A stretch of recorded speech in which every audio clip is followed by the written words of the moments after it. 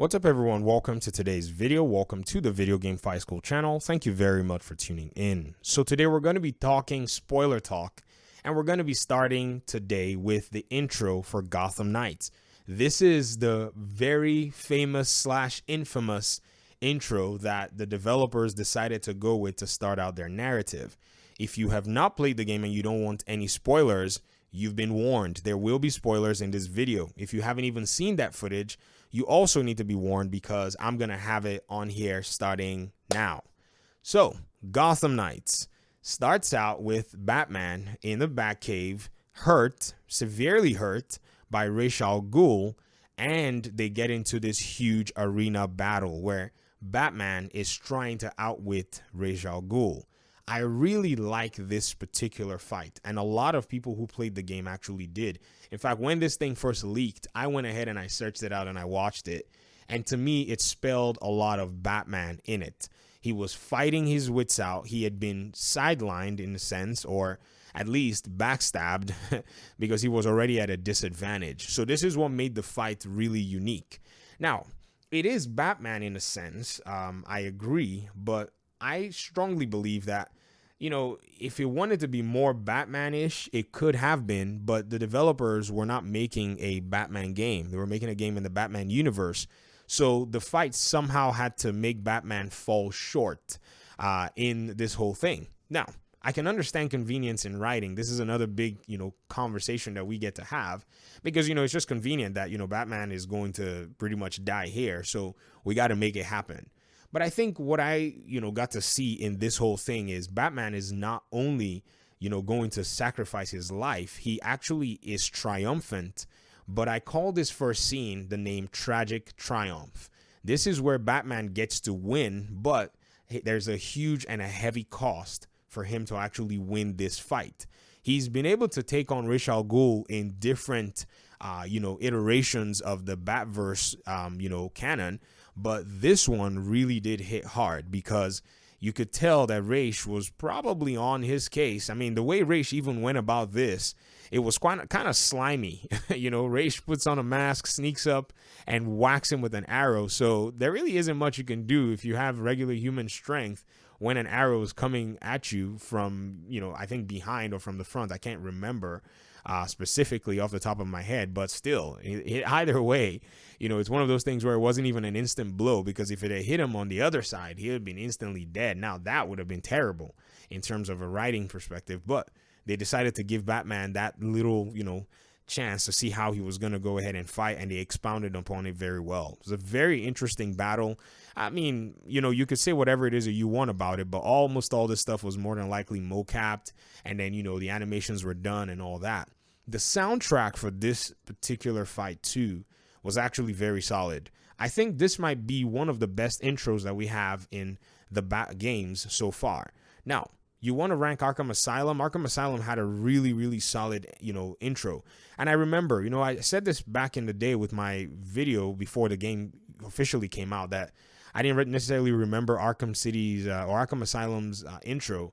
And some of you reminded me. It's that one where they're wheeling the Joker in. That one is quite intense, but that one is a slow, methodical telling, and they want you to see the asylum and all. But again, you got to think about who the writers were on that game. They're not, little kids. They're actually boss writers. Arkham City, also boss writing. And I like Arkham City's opening as well. And so it's really hard to kind of judge or rank which one will be the best out of, all of them. I do know for sure, though, Arkham Origins was probably not the strongest in terms of its entry anymore. It was good, don't get me wrong, and it's one of my favorites as well. But its opening did not hit as hard as, the ones I've just mentioned. Arkham Knight, on the other hand, was, quite unique in a sense. But again, I don't know, maybe it's because it became watered down. I haven't played it many times over and over again, kind of very Joker-centric. But there is the part with the Batmobile where he says evening the odds that really does also elevate, the entire opening and the intro of the game. So it's hard to judge at the at the end of the day. I think what we're just probably going to do is just place them all together and saying, these are all grand openings, overall for these games. So I really like the direction that, they took for this opening. Now, we're going to get to the part of the end of the game, which absolutely, in my opinion, sucks. They could have done better with that part of the story writing. But again, you have to also say this is a game that they had to be super convenient with. And honestly, if I would rank anything with the ending, I think it should just not have even shown anything Batman. I think that would have really helped the plot to, really make a lot of sense and not allow for everything to be so predictable. Because already when you saw some characters, you already started putting the pieces together. And if Batman had not even shown up anymore in the entire conversation, then that would have been the twist that nobody would have been able to predict. So in the future of story writing, in terms of this stuff, I hope the writers are able to kind of understand that they're in the superhero world and the community and the audiences know a lot about superheroes. I can attest for that, number one. When I started this channel, the exposure that I had about Batman was from the animated series, some of the movies, and the Arkham games. That was it. And I was a huge Arkham fan already. I never bothered to look too much into the comics or into the canon for different story points.